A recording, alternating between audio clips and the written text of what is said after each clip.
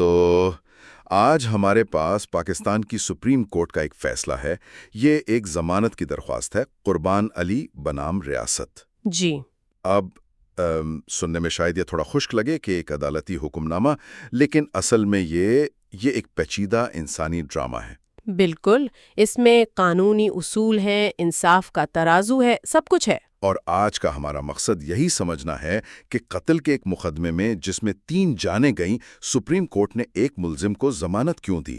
اس کے پیچھے کیا منطق تھی؟ چلیں اس کا ذرا تفصیلی جائزہ لیتے ہیں۔ بالکل، اور یہ کیس اس بات کی بہترین مثال ہے کہ قانون محض سیاہ اور سفید نہیں ہوتا۔ صحیح۔ عدالت کو ہر ملزم کے کردار کا انفرادی طور پر جائزہ لینا ہوتا ہے، چاہے واقعہ کتنا ہی سنگین کیوں نہ ہو۔ اس فیصلے میں ہمیں قانون کے چند بہت اہم اصول نظر آئیں گے۔ ٹھیک ہے، تو آئیے پھر اس کی تہہ تک پہنچتے ہیں۔ ایف آئی آر کے مطابق، یعنی جو پہلی رپورٹ تھی، اس دن آخر ہوا کیا تھا؟ ایف آئی آر کے مطابق اس واقعے کے 2 حصے ہیں، اور پہلا حصہ ہی اس کیس کو ایک عام قتل کے مقدمے سے بہت زیادہ پیچیدہ بنا دیتا ہے۔ اچھا، وہ کیسے؟ کہانی یوں شروع ہوتی ہے کہ شکایت کنندہ پارٹی کے ایک شخص اویس اور ملزم پارٹی کے 2 افراد عادل اور احسان کے درمیان ہاتھا پائی ہوتی ہے۔ ایک عام جھگڑا؟ جی، یہاں تک تو یہ ایک عام جھگڑے کی بات لگتی ہے، لیکن پھر ایک انتہائی غیر معمولی موڑ آتا ہے۔ اور وہ کیا ہے؟ اس جھگڑے کے دوران شکایت کنندہ پارٹی کا اویس ملزم پارٹی کے عادل سے اس کی کلشنکوف چھین لیتا ہے۔ ایک منٹ، کیا کہا آپ نے؟ جس پارٹی نے کیس درج کروایا اسی کے بندے نے ملزم سے بندوق چھین لی؟ جی بالکل، اور بات یہیں ختم نہیں ہوتی۔ اس چھینا جھپٹی میں گولی چل جاتی ہے۔ اوہ! اور وہ گولی لگتی ہے ملزم پارٹی کے ہی 2 افراد، عادل اور احسان کو۔ یہ تو سارا معاملہ ہی الٹ گیا۔ مطلب یہ کہ تشدد کا آغاز دراصل شکایت کنندہ کی طرف سے ہوا، جس میں ملزم خود زخمی ہوئے۔ قانون کی نظر میں یہ نقطہ بہت اہم ہے۔ اس سے یہ ظاہر ہوتا ہے کہ یہ یک طرفہ حملہ نہیں تھا، بلکہ ایک 2 طرفہ تصادم تھا جس کی شروعات میں ہی دونوں طرف کے لوگ ملوث تھے۔ اور زخمی بھی ہوئے؟ جی، اور زخمی بھی ہوئے۔ اس ایک تفصیل نے کیس کی بنیاد کو ہلا کر رکھ دیا اور اسے ایک سادہ کہانی نہیں رہنے دیا۔ اور یہ تو صرف شروعات تھی۔ اس کلشنکوف چھیننے کے واقعے نے جیسے ایک چنگاری کا کام کیا، جس کے بعد جو آگ بھڑکی اس نے سب کچھ جلا دیا۔ اب کہانی کی دوسرے اور زیادہ المناک حصے کی طرف آتے ہیں۔ جی، جب شکایت کنندہ پارٹی اپنے زخمی اویس کو گاڑی میں ڈال کر لے جانے کی کوشش کر رہی تھی، اس وقت پٹیشنر یعنی قربان علی اپنے کچھ مسلح ساتھیوں کے ساتھ موقع پر پہنچتا ہے۔ یہاں سے قربان علی کی انٹری ہوتی ہے۔ جی، یہ وہ لمحہ ہے جہاں سے قربان علی کا کردار کہانی میں داخل ہوتا ہے۔ اور ایف آئی آر کے مطابق وہ آتے ہی کیا کرتا ہے؟ وہ للکارا مارتا ہے۔ ایک اشتعال انگیز نعرہ لگاتا ہے کہ رانا صالح اور اس کے بیٹوں کو نہیں چھوڑنا، اور یہ کہ پرانی دشمنی کا بدلہ لینا ہے۔ اور ایف آئی آر میں یہ بھی لکھا ہے کہ یہ دشمنی کوئی نئی نہیں تھی، بلکہ 1987 سے چلی آ رہی تھی۔ یعنی ایک گہرا پس منظر تھا اس کا۔ جی، یہ پس منظر بھی بہت اہم ہے، کیونکہ یہ واقعے کو اچانک غصے میں ہونے والے جھگڑے کے بجائے ایک سوچے سمجھے منصوبے اور پرانی دشمنی کے تناظر میں پیش کرتا ہے۔ صحیح۔ یہ ظاہر کرتا ہے کہ دونوں خاندانوں کے درمیان پہلے سے تناؤ موجود تھا۔ اور اس دوسرے حصے کا انجام وہ انتہائی خوفناک تھا۔ شکایت کنندہ پارٹی کے 3 افراد اس حملے میں اپنی جان سے ہاتھ دھو بیٹھے۔ جی، تو ہمارے سامنے ایک تصویر بنتی ہے، دہائیوں پرانی دشمنی، ایک 2 طرفہ جھگڑا جس میں دونوں فریق زخمی ہوئے، اور پھر ایک منظم حملہ جس میں 3 ہلاکتیں ہوئیں، اور اس سب کے بیچ میں قربان علی۔ جی، قربان علی جو نہ صرف موقع پر موجود تھا بلکہ بظاہر لوگوں کو اکسا بھی رہا تھا۔ یہیں آ کر وہ بنیادی سوال پیدا ہوتا ہے جس نے سب کو حیران کر دیا۔ ایک ایسا شخص جس پر اتنا سنگین الزام ہو، اسے ملک کی سب سے بڑی عدالت نے ضمانت کیوں دی؟ یہی تو بات ہے۔ جب میں نے یہ فیصلہ پڑھا تو میرا پہلا رد عمل بھی یہی تھا کہ یہ کیسے ممکن ہے، 3 قتل ہوئے ہیں۔ بالکل۔ لیکن جب آپ عدالت کی منطق میں اترتے ہیں تو قانون کا ایک بالکل مختلف چہرہ نظر آتا ہے۔ اور وہ چہرہ تفصیلات کا ہے۔ سپریم کورٹ نے پورے واقعے کو ایک نظر سے دیکھنے کے بجائے خاص طور پر قربان علی کے انفرادی کردار کا جائزہ لیا۔ صرف قربان علی کا کردار؟ جی، عدالت نے پوچھا کہ قربان علی نے خود کیا کیا؟ ریکارڈ کے مطابق اس سے کوئی اوورٹ ایکٹ یعنی کوئی براہ راست جارحانہ فعل منسوب نہیں ہے۔ Avert act? اس کا کیا مطلب ہے؟ اس کا مطلب ہے کہ استغاثہ کے پاس ایسا کوئی ثبوت نہیں تھا جس سے یہ ثابت ہو کہ قربان علی نے خود گولی چلائی، کسی کو چھری ماری یا کسی پر جسمانی طور پر حملہ کیا۔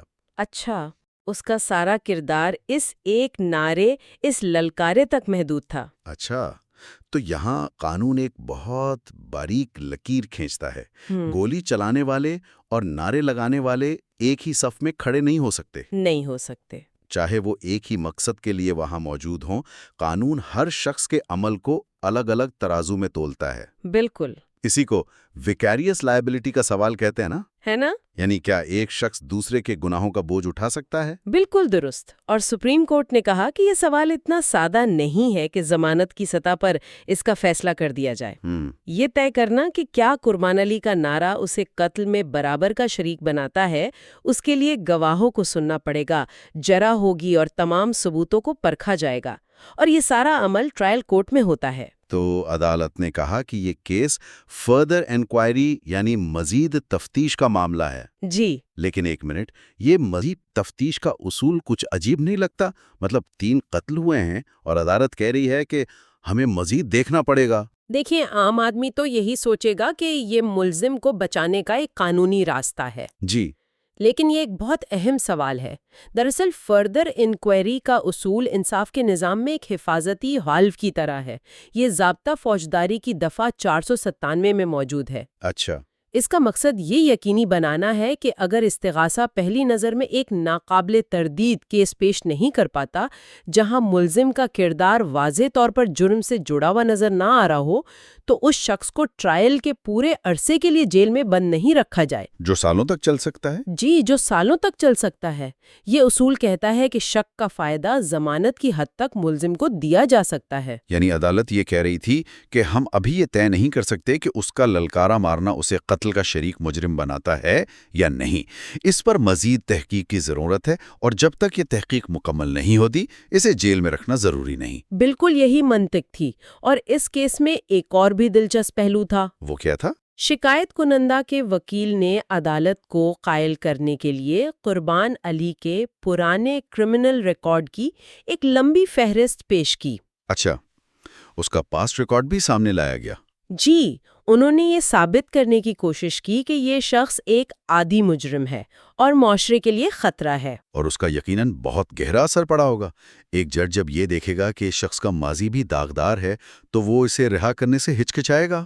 عام طور پر ایسا ہی سوچا جاتا ہے، لیکن سپریم کورٹ نے یہاں قانون کے ایک اور بنیادی اصول کو قائم رکھا۔ اور وہ کیا تھا؟ عدالت نے کہا کہ اس ضمانت کی درخواست کے لیے یہ پرانا ریکارڈ غیر متعلقہ ہے۔ غیر متعلقہ؟ جی، لیکن یہ عجیب نہیں؟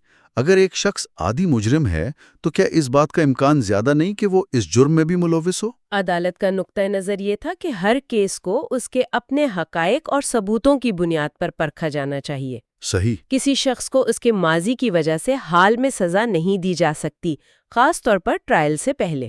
اچھا، ان کا کہنا تھا کہ پرانے کیسز کا اس نئے کیس پر کیا اثر پڑتا ہے، یہ فیصلہ ٹرائل کے دوران کیا جائے گا، لیکن ضمانت کا فیصلہ صرف اور صرف اس موجودہ کیس میں قربان علی کے مبینہ کردار کی بنیاد پر ہوگا۔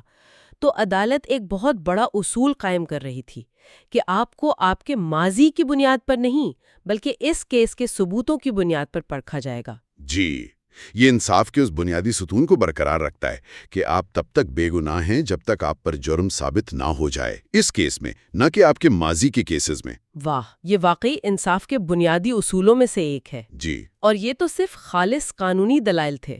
عدالت نے اپنے فیصلے میں کچھ انسانی پہلوؤں کو بھی مد نظر رکھا، اچھا، جو اکثر ضمانت کے فیصلوں میں اہم کردار ادا کرتے ہیں۔ جیسے کہ؟ قربان علی کی عمر۔ فیصلے میں لکھا ہے کہ وہ ایک بوڑھا شخص تھا۔ بالکل۔ عدالت صرف یہ نہیں دیکھ رہی تھی کہ قربان علی نے کیا کیا، وہ یہ بھی دیکھ رہی تھی کہ ایک بوڑھا شخص جس کے کردار پر مزید تحقیق ہونی ہے، کیا اسے غیر معینہ مدت تک جیل میں رکھنا انصاف ہے؟ خاص طور پر جب وہ پہلے ہی 1 سال سے زیادہ قید کاٹ چکا ہو۔ جی، وہ 24 مئی 2015 سے سلاخوں کے پیچھے تھا۔ یہیں سے قانون کا انسانی چہرہ سامنے آتا ہے۔ اور یہ بھی کہ الفاظ کی طاقت کتنی خطرناک ہو سکتی ہے۔ یہاں گولی کسی اور نے چلائی، لیکن آگ لگانے کا کام شاید اس ایک نعرے نے کیا۔ قانون کے لیے یہ ہمیشہ ایک مشکل سوال رہا ہے بالکل، کہ الفاظ اور عمل کے درمیان لکیر کہاں کھینچی جائے۔ یہی تو اس کیس کا مرکزی نقطہ ہے۔ قانون کا اصول یہ ہے کہ ٹرائل سے پہلے قید سزا کے طور پر نہیں ہونی چاہیے۔ اس کا مقصد صرف یہ یقینی بنانا ہوتا ہے کہ ملزم ٹرائل کے لیے عدالت میں پیش ہو۔